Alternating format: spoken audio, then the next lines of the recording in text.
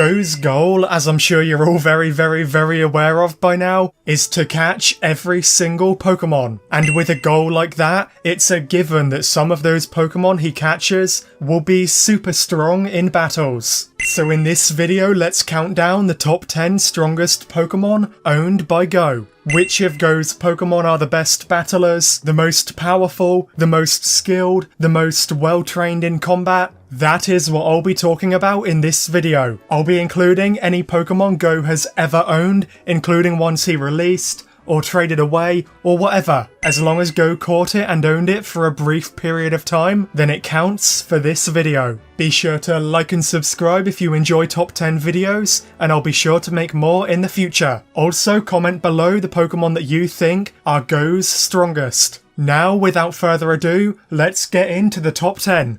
Number 10. Flygon.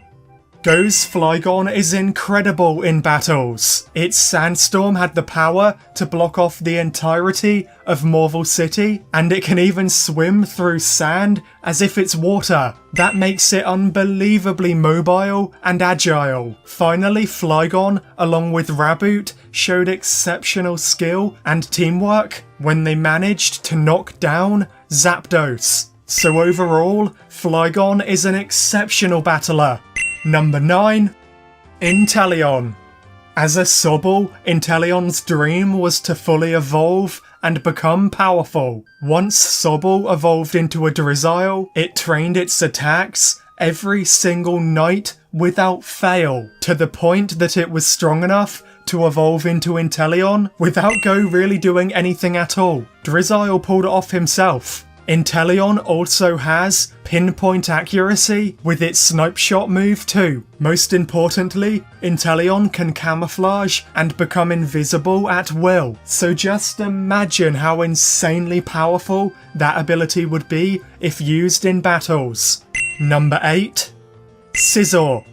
Goh's Sizzle is probably the most battle-focused Pokemon that Goh owns. It battled in the Battle Frontier Flute Cup, it competed in Wikstrom's Training Challenge, and even sparred with Wikstrom's Escavalier and Aegislash before evolving. And even more crazily, it managed to draw in a battle against Ash's Farfetch'd. And we all know the absolute power of Ash's Sirfetch'd. Sizzle's entire role in this series has been heavily focused on training and battling, so it goes without saying that Sizzle is one of Goh's strongest Pokemon ever.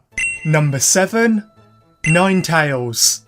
Goh only owned his Alolan Ninetales briefly before it was released back to its home in Alola, but Ninetales' strength in that brief period was immense. Ninetales one-shotted Goh's Sizzle. Its Blizzard was strong enough to completely demolish and blow away Ash and Goh, and then it countered almost all of Cinderace's attacks easily. And Ninetales did all of that while stressed out after being kidnapped away from its home by poachers, and after being taken against its will to a region it had never been in before. The only way that Goh even managed to catch Ninetales was because he convinced it using his words. So that just shows how insanely powerful Ninetales is. Number 6. Cinderace.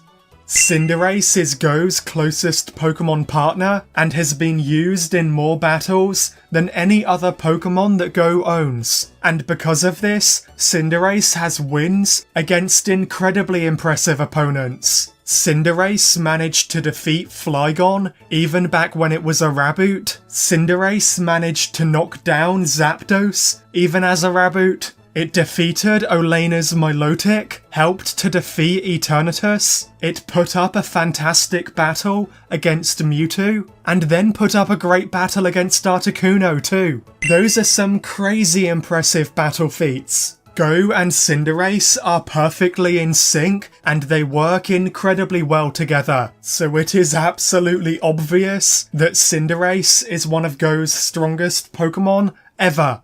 Number 5. Aerodactyl.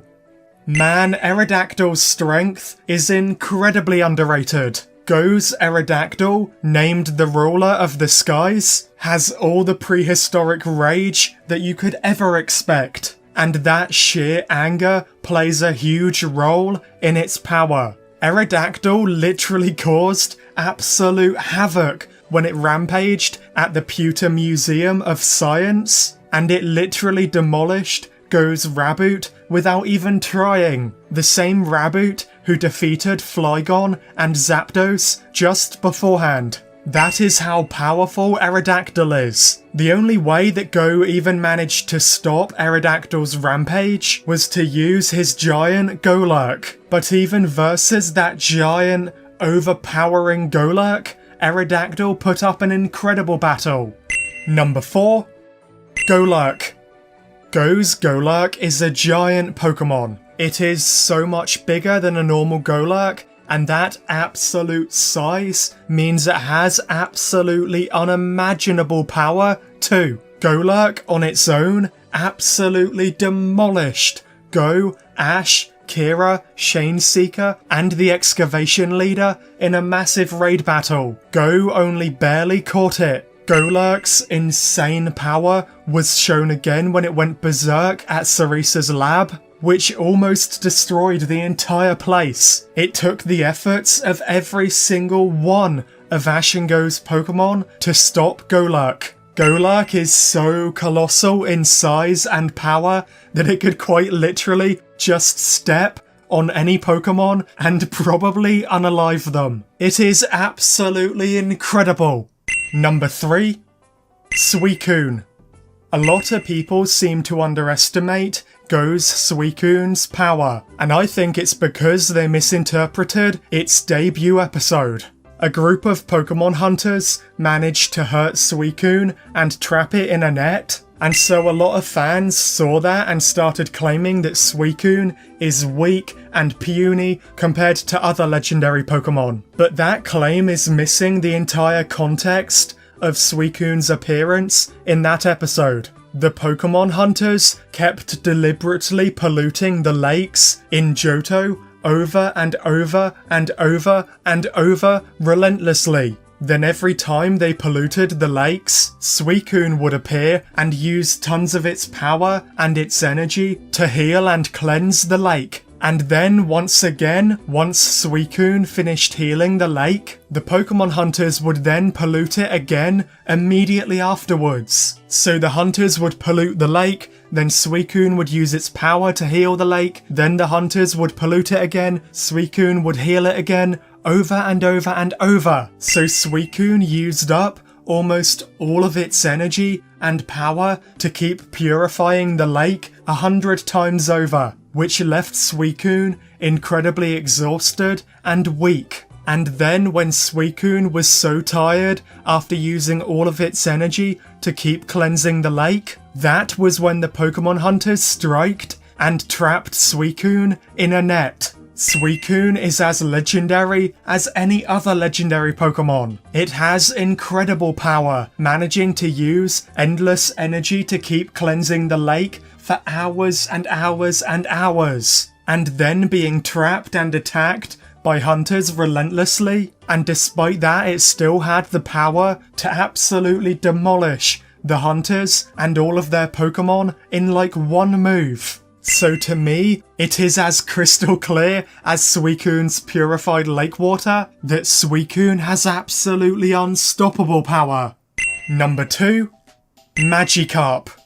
I promise you that this pick is not a joke. Goh's giant Magikarp had enough sheer body strength that it could jump from the ground and launch all the way up beyond the stratosphere and straight into space. Just imagine the power that Magikarp must have to make that jump from the Earth all the way up into space. If Magikarp has that amount of power, then it could easily defeat almost every other Pokemon in this video.